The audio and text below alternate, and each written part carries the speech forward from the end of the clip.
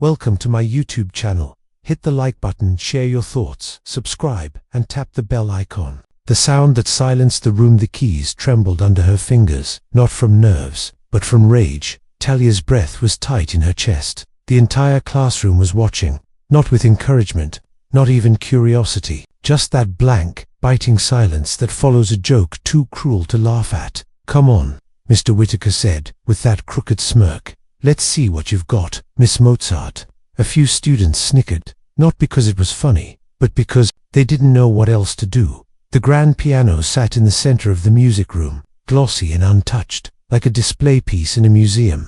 It gleamed under the fluorescent lights, cold and unfamiliar, just like everything else in this school. Talia hadn't even known they had a piano until today. She hadn't asked for this, hadn't wanted to be seen, but now, every eye in the room was on her.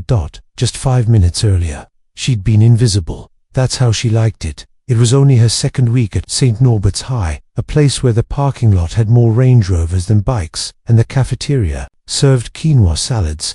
Coming from Detroit, she'd known she'd stand out. She just hadn't expected to be put on display like this, like a trick pony. The humiliation started when Mr. Whitaker asked the class, "Who here can read music?" It was a basic question, harmless. She hadn't even raised her hand, but someone else raised hers. Lucas, the star tenor, lacrosse captain, always at the center of attention. He turned to look at her and grinned wide. "Maybe the new girl can sing gospel," he joked, "or rap." Laughter rolled across the classroom like a slow wave. Talia sat frozen, eyes fixed on her desk. She thought Mr. Whitaker would shut it down instead. He joined in. "You know what, Lucas," he chuckled, "that's actually a good idea. Let's hear her play something. Maybe we'll all learn a little something today." He turned to Talia, gesturing toward the piano like a host on a game show. "Well, Talia, the floor is yours." Her stomach twisted. She could have said no, could have stood her ground and called him out, but she didn't. Something deeper, sharper, flared inside her, hotter than fear. She stood up, walked slowly to the piano, and sat.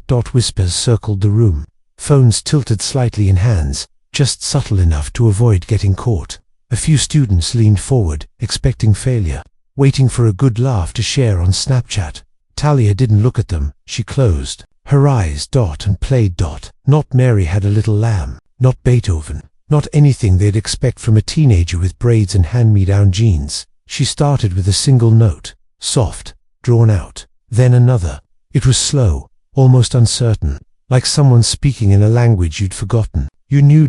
And then, it began to rise. The melody climbed from her hands like smoke, haunting, aching, full of something that didn't belong in a classroom. It sounded like grief, like memory, like every door that had ever been slammed in her face, and every face that had looked away. It wasn't just music, it was a wound, opening. Each note cracked deeper than the last. There was anger in it, and love, and loss. The kind that doesn't show up on transcripts or college essays. The kind that makes people uncomfortable because it's too real to ignore. The class fell completely silent. No one whispered. No one shifted. Even the hallway outside, usually full of footsteps and locker slams, seemed to pause. Lucas sat stiff in his chair. Mr. Whitaker didn't blink. When she reached the final note, Talia held it for a full beat. Then she lifted her fingers and let the silence fall like a curtain. It was over. She stood slowly, calmly, walked back toward her desk with quiet grace, and then, just as she passed Mr. Whitaker, she stopped, turned to him.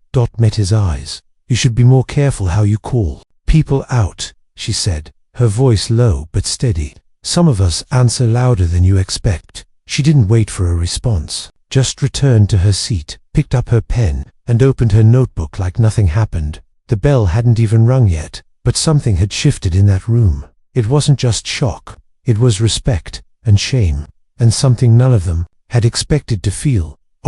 No one said a word, not even Lucas, not even Mr. Whitaker, but the silence spoke louder than applause. Whispers in the staff room. By the next morning, the video had 14,000 views. Someone had recorded it. Of course they had. A shaky vertical clip, 15 seconds long, posted to TikTok with the caption, "New girl destroyed our racist music teacher. You gotta hear this." It started with her sitting at the piano, head down, fingers pressed to the keys. It ended with Mr. Whitaker's stunned silence. The school saw it. The town saw it. The comments were pouring in. This girl's a prodigy. He deserved that. Watch his face when she plays the second note. Mans shook. Tag her. We need her name. Protect her. Talia didn't even know it had been filmed. She was halfway through her bowl of oatmeal the next morning when her younger brother, Caden, slammed the phone down on the kitchen table. Yo, you're viral. She blinked. What? He turned the screen. There she was. Paused mid-play, jaw tight, eyes fierce. She felt her stomach sink. Who posted this? I dunno. Probably one of those white girls in your class who thought they were being helpful. He snorted. You just became the school's Beyoncé. Their grandmother, Nana Rose, peeked from behind the stove. What's going on? People are finally seeing what Talia can do, Caden said proudly. About damn time. Talia couldn't smile. Her heart was thudding. Not from pride, from dread. Being seen had never protected her before. At St. Norbert's, the energy had shifted. When she walked through the halls, people actually moved for her. Not out of kindness, out of discomfort. Whispers followed her. That's the girl, right? She made Whitaker look stupid. She played like it was from a movie or something. They didn't look her in the eyes. That's what made it worse. They saw her, but they didn't want her to see them. And Mr. Whitaker, he didn't show up for second period. The substitute was a kind, jittery woman with a clipboard who stuttered through the attendance list and avoided any mention of the previous day. Talia sat in the same seat, hands folded, head high. Lucas didn't say anything either. He didn't even look at her, which, strangely, felt more insulting than before. Meanwhile, on the other side of campus, in the teacher's lounge, the air was thick. Mr. Whitaker sat stiffly in one of the faux leather chairs, gripping a paper cup of coffee he hadn't touched. The principal, Ms. Dorsey, stood near the window, arms crossed. I need you to tell me exactly what happened, she said calmly, though her jaw was tight. I didn't make her play. He muttered. I suggested it. She went up on her own. But you singled her out.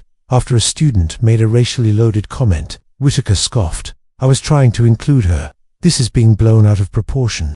There's a video, Ms. Dorsey said flatly. It's national now.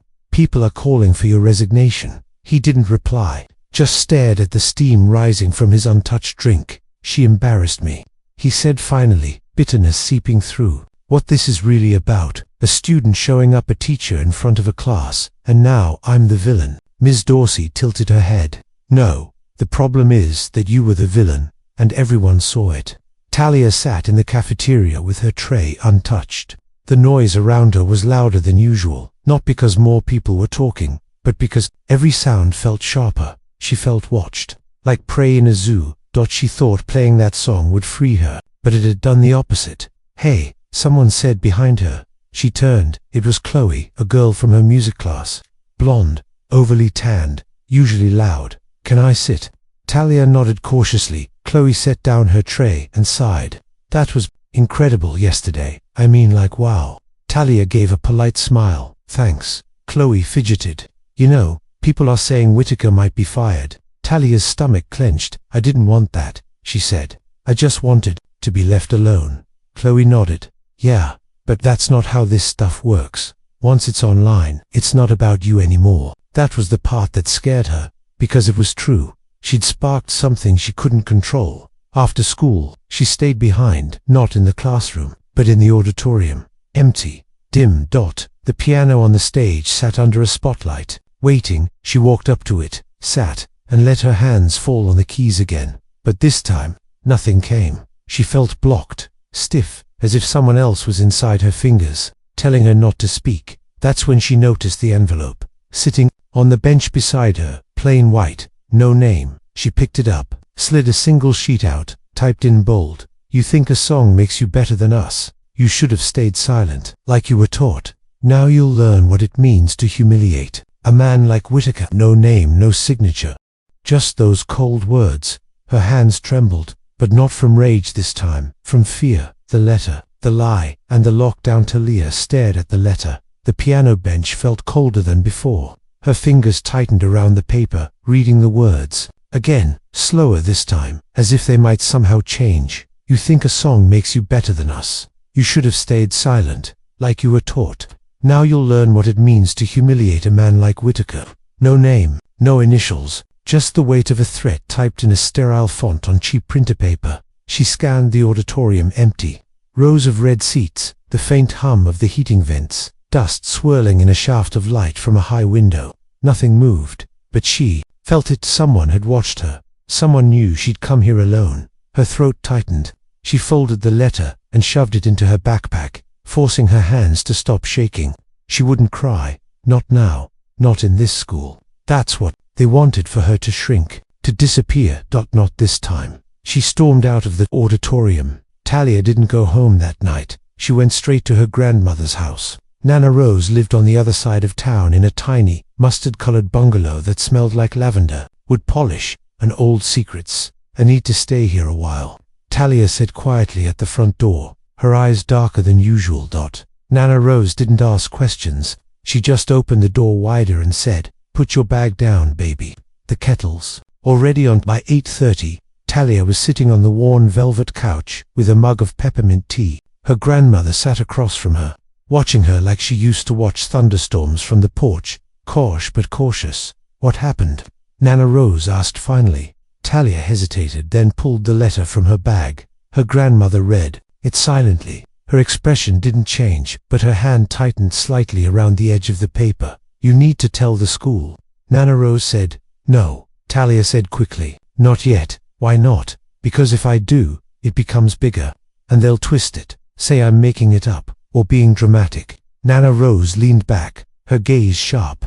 "You're in danger, Talia. This ain't just schoolyard bullying. This is something deeper." Talia looked away. "I don't want to be the girl who got a teacher fired and started drama. People already hate me." "They don't hate you," Nana Rose said gently. "They fear what they don't understand, and some of them hate what they can't control." Silence settled between them like a heavy blanket. "Let me ask you something," Nana Rose said. "That song you played, the one that shut the room down, where did it come from?" Talia stared into her tea. "I wrote it the night Mom died." Her voice barely held together. "I was 12. I couldn't cry, Nana. I couldn't even talk, but I could play, and that melody just poured out of me." Her grandmother nodded, eyes misty. "That's your truth, baby. And truth scares people more than lies ever will." The next morning at school, things were worse. A new rumor had spread. Mr. Whitaker's being investigated for emotional misconduct. That wasn't the part that stunned people. It was what came with it. He wasn't just being suspended. He'd disappeared. Packed up his classroom overnight. Gone. No warning. No goodbye. No one even saw him leave. And then, at second period, the lockdown drill hit. But this one wasn't a drill. The announcement came through the intercom. Like static. "Attention staff and students. We are initiating a level 2 lockdown. Please remain in your classrooms, lock all doors, and follow protocol." A collective ripple of tension swept the building. Doors slammed shut. Blinds drawn. Students whispered nervously. In room 3B, Talia sat on the floor under the windows with 20 other students, heart pounding in her chest. Lucas was across from her, fidgeting. He hadn't looked her in the eye since the day of the piano incident. Now he was pale, sweating. After 15 minutes of silence, the door opened, not with a key, but a knock. A single knock. Then, a voice. "Talia Carter, we need you to come with us." It was Officer Reynolds, the school resource officer. The substitute teacher unlocked the door slowly, confusion all over her face. Talia stood shakily. "What's going on?" she whispered. The officer's face gave nothing. "Away. Just come with me." The entire class stared. No one moved. Talia stepped into the hallway, and the door closed behind her. They walked in silence down the corridor until they reached the front office. 2 people were waiting. Ms. Dorsey, the principal, and a tall woman in a charcoal gray suit with a badge clipped to her waist. "Talia," Ms. Dorsey said gently. "This is Agent Monroe from the State Educational Safety Bureau. She needs to ask you a few questions." Talia's heart stuttered. "What? Why me?" Agent Monroe spoke. Her voice was clipped, businesslike. "We received an anonymous tip about a threat against you and a possible link to a staff member. We're trying to protect you, Talia, but we need the truth." The room felt like it was shrinking. The letter, the rumors, the disappearance. And now, this. Talia sat down, her backpack in her lap. "I didn't want this," she said quietly. All I did was play a song. Agent Monroe leaned in, and someone wanted to silence you for it. The question is, why? Secrets don't stay. Barry. Talia sat in the small office chair, her backpack clutched to her chest like a shield. Agent Monroe flipped open a black leather notebook. Let's start from the beginning, she said, voice calm but firm. Tell me about the letter. Talia hesitated, then reached into her bag. She handed it over. Monroe read silently, her expression tightening. Do you recognize this font? The paper. Talia shook her head. It was left on the piano bench. I was alone. Ms. Dorsey leaned forward. You're sure no one saw you go in? I don't think so. The auditorium was empty, or at least, it looked empty. Agent Monroe spoke again, this time slower. Talia, has anyone threatened you before this? Anyone at school? There it was, the question. The truth itched just beneath her ribs. The truth she hadn't said out loud, even to herself. She glanced at Ms. Dorsey, then looked down. Lucas, she whispered. Monroe's pen stopped. Lucas who? Lucas Freeman. He's in my music class. Ever since I played that song, he's being different. Different how? Talia's voice cracked. He used to ignore me. Now he just watches. Like I'm not supposed to be here.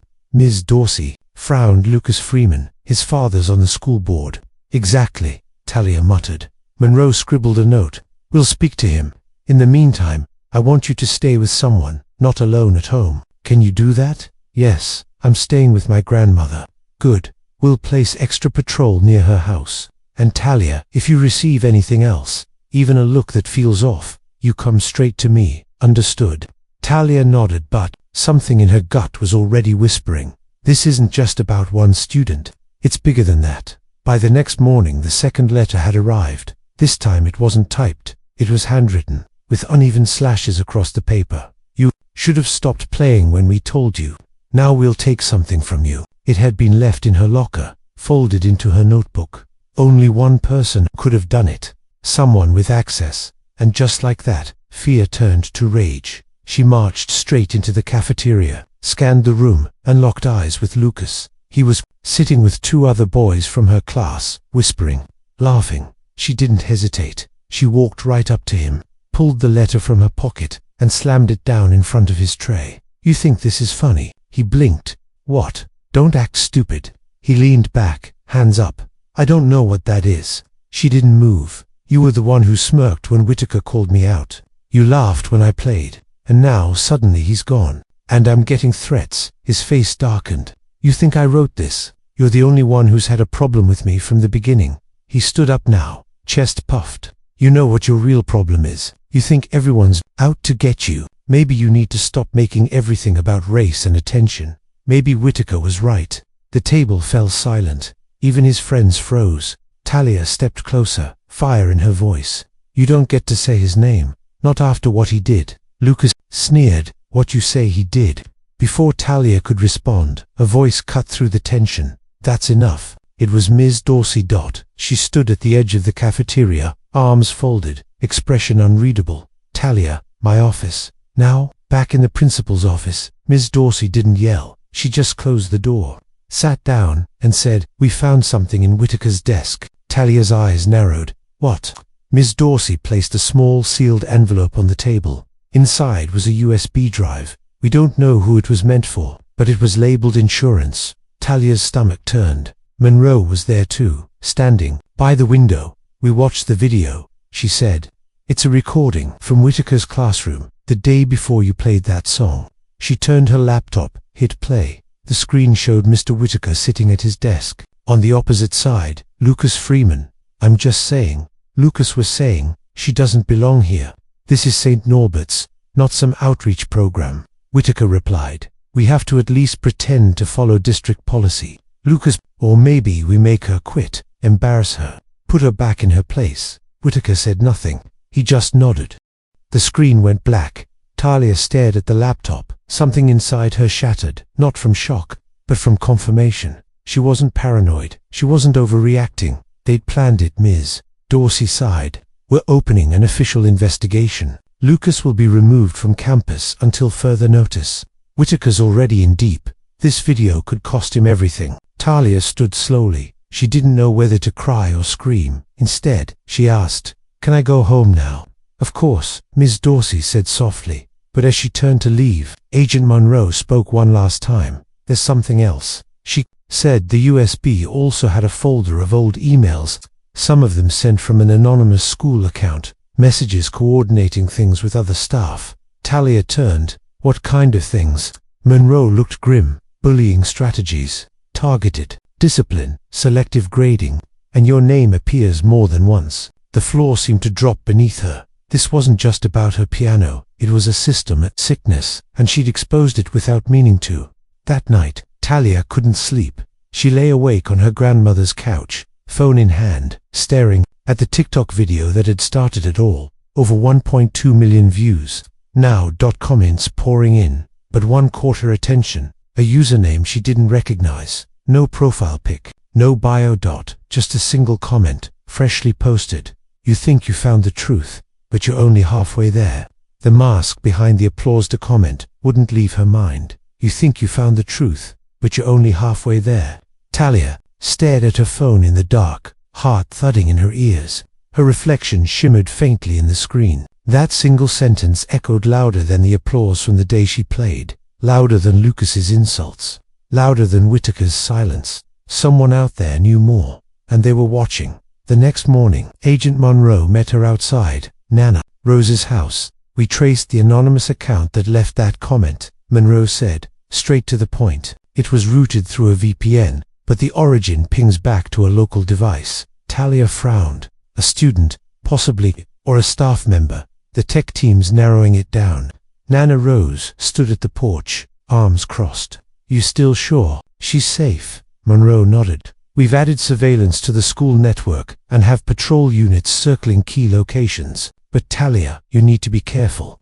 Whoever left that message doesn't want this story ending. Talia thought of the letter in her locker, the USB drive, the video of Lucas and Whitaker. Something was still missing. Back at school, it was like walking through fog. Everyone stared, but no one said anything. Lucas had been removed from campus, but somehow, it didn't feel like victory. In the music room, Ms. Vega, the assistant music teacher, met Talia at the door. She hadn't been part of the piano incident, but she had watched Talia's viral performance more than once. I'm sorry, she said quietly. For what? Talia asked. Ms. Vega hesitated, then closed the door. For not saying something sooner. I knew Whitaker didn't treat his students equally, but I kept my head down. I told myself it wasn't my fight.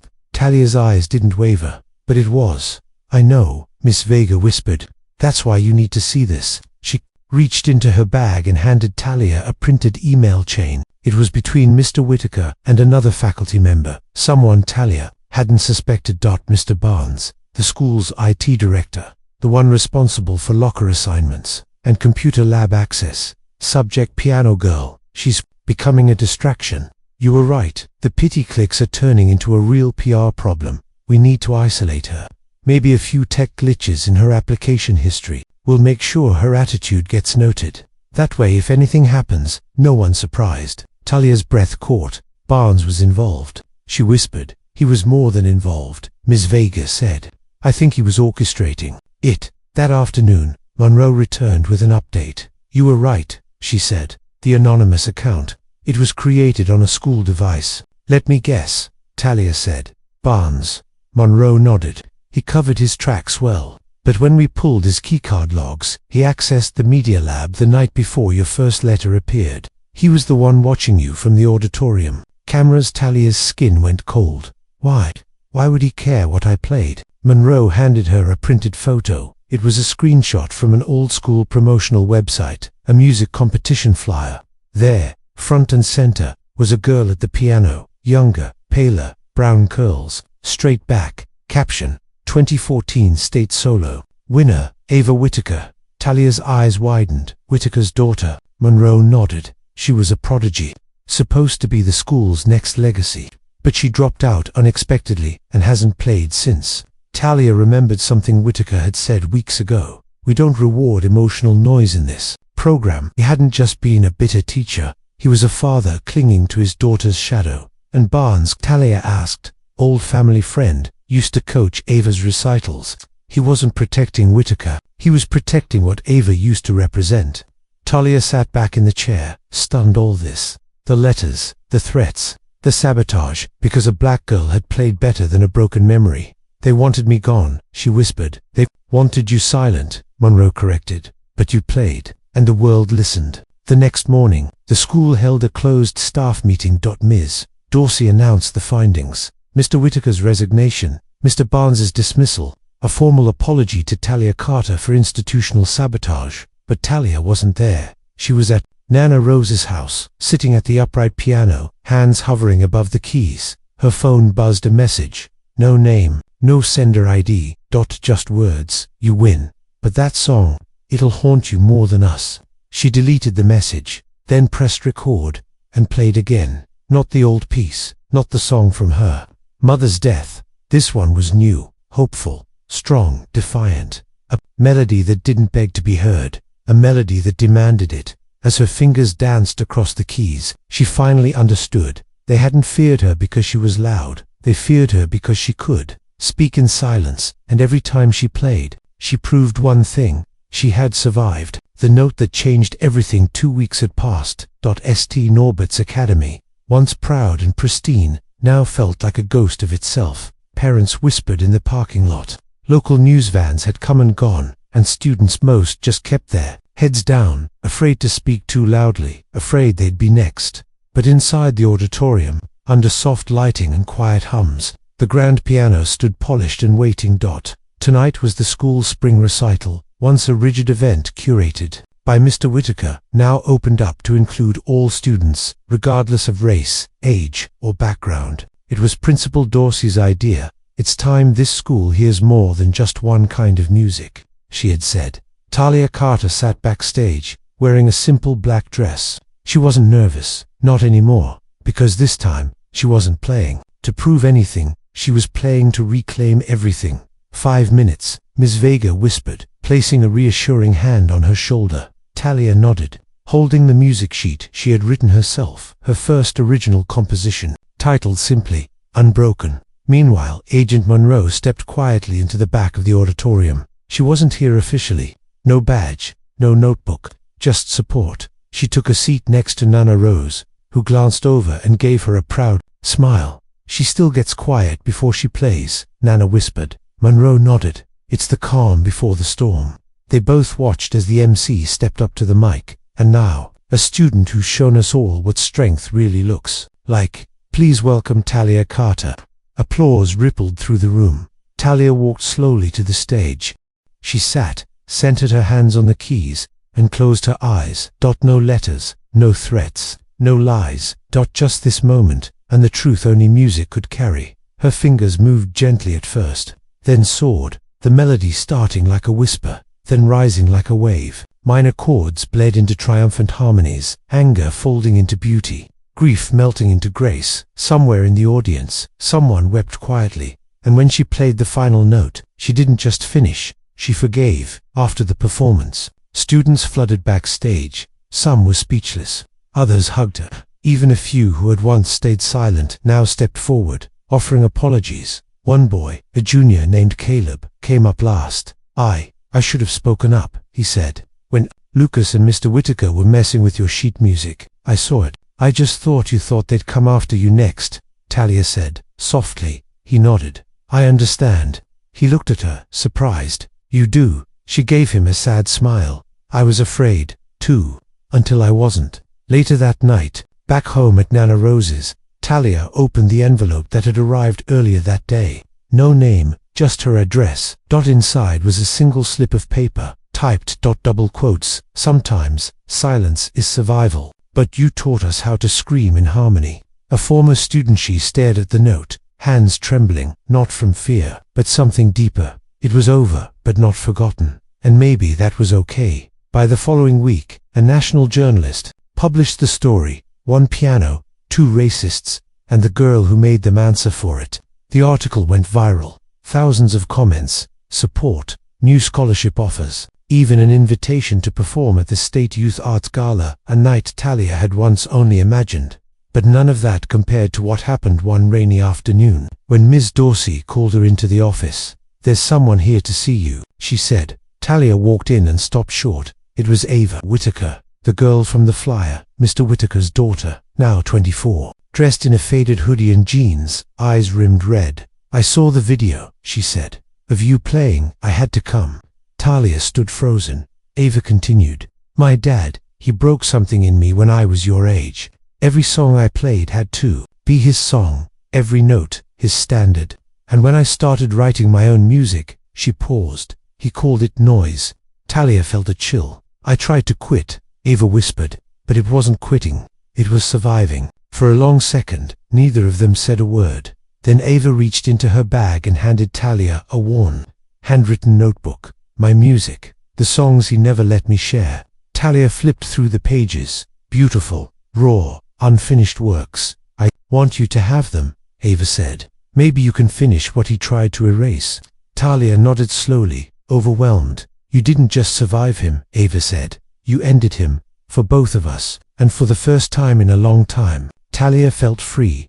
That night, back at the piano in Nana Rose's living room, Talia played one of Ava's unfinished pieces, soft, jazzy, full of heart. She added her own touch, her own fire, and together, across time and pain, they made something. New final note: sometimes the world will try to silence your gift, but the truth, the louder your silence becomes, the more they'll hear you.